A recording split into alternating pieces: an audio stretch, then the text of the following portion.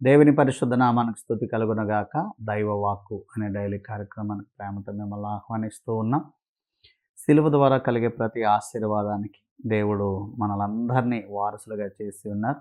సిలువ ద్వారా కలుగు ప్రతి దీవెన, ప్రతి ఆశీర్వాదం మీకు, మీ కుటుంబానికి మెండుగా కలుగునగాక. ఈ సిలువ ధ్యానాల్లో మనం ముందుకు వెళ్ళడానికి దేవుడు ఇచ్చిన భాగ్యాన్ని బట్టి ప్రభుని స్తుతిస్తూ ఉన్నాను. మరి మీరు కూడా సిలువకు విధేయులై సిలువ త్యాగానికి కృతజ్ఞత కలిగి జీవించాలని ప్రభు పేట నేను మనవి చేస్తున్నాను. ఈరోజు దేవుని వాక్యం నిమిత్తం లూకాసు శుభవార్త 19వ అధ్యాయం 10వ వచనాన్ని మనం చదువుకుందాం. నశించిన దానిని వెదకి రక్షించుటకు మనుష్య కుమారుడు వచ్చినని అతనితో చెప్పాను. మరి యేసుక్రీస్తు ప్రభువారు ఈ లోకానికి ఎందుకు వచ్చారు అన్న ఆలోచనలో మనకు వస్తే, నశించిన దానిని వెదకి రక్షించుటకు. ఆయన చేసిన సిలువ త్యాగం, సిలువ యజ్ఞం దేని కొరకు అంటే, ఏమండి, పాపులర్ పీపుల్ కోసమో, గొప్ప వాళ్ళ కోసమో, స్టార్ హీరోస్ కోసమో కాదంట.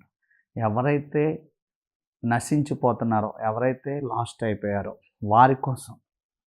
మీరు అనుకుంటారు చాలాసార్లు, నాకే విలువ లేదు, నాకెవరు సహాయం లేరు, నన్ను ఎవరు పట్టించుకోరు, నాకెవరు మరి మేలు చేయరు, నేను ఏ విలువ లేని దాన్ని, నా పక్షంగా ఎవరు లేరు అనుకుంటూ ఉంటారు. యేసుప్రభు వారు వచ్చింది మనలాంటి వారి కోసమే. ఏమండి, ఎవరైతే నశించిపోతున్నారో, ఎవరైతే ఆల్రెడీ లాస్ట్ అయిపోయారో వారి కోసమేనంట. నశించిన దానిని వెదకి రక్షించడానికి.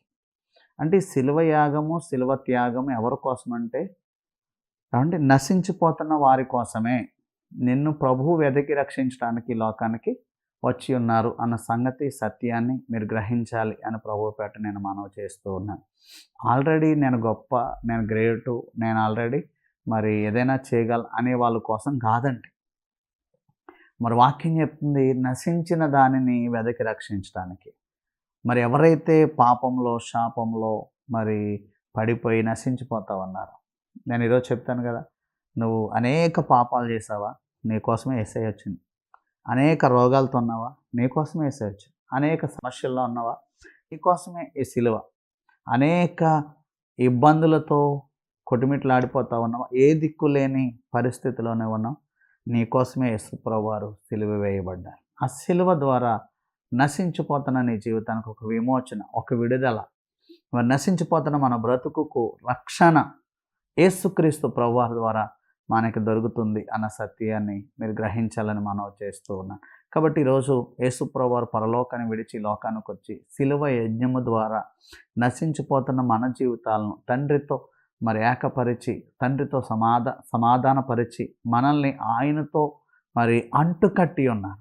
సో ఈరోజు మనం ప్రభువును బట్టి విలువ కలిగిన వారం, ప్రభువును బట్టి నీతిమంతులం, ప్రభువును బట్టి రక్షింపబడిన వారం, ప్రభువును బట్టి అన్ని విషయాలలో సమాధానపరచబడిన వారం. కాబట్టి ఈ విషయాన్ని గ్రహించి మరి యేసుక్రీస్తు సిలువకు విలువ తెచ్చిన వారముగా, మరి మన కోసమే ఆ సిలువ, నా కోసమే ఆ సిలువ అని గ్రహించి మరి యేసు వెంట, సిలువ వెనక మనం ప్రయాణించేవారుగా ఉండాలి అని చెప్పి దేవుని సేవకునిగా నేను మనవి చేస్తూ, 100 గొర్రెలు ఉన్నా సరే మరి తప్పిపోయిన గొర్రె కోసమే యేసుప్రభు వారు వెళ్ళినట్లుగా వాక్యంలో మనం చూస్తూ ఉన్నాం.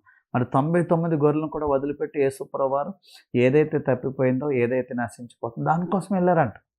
అంటే మనమే యేసయ్యకి విలువ, నశించిపోయే ఒక్క గొర్రె యేసయ్యకి విలువ. మరి నీ కోసమే యేసయ్య వచ్చారు, నా కోసమే యేసయ్య వచ్చారు.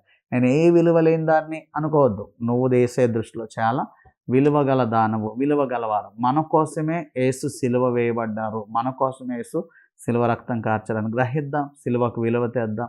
సిలువ ద్వారా కలిగే ప్రతిఫలాన్ని అనుభవిద్దాం. దేవుడు ఈ చిన్న సందేశాన్ని దీవించునుగాక. ఆమేన్. God bless you.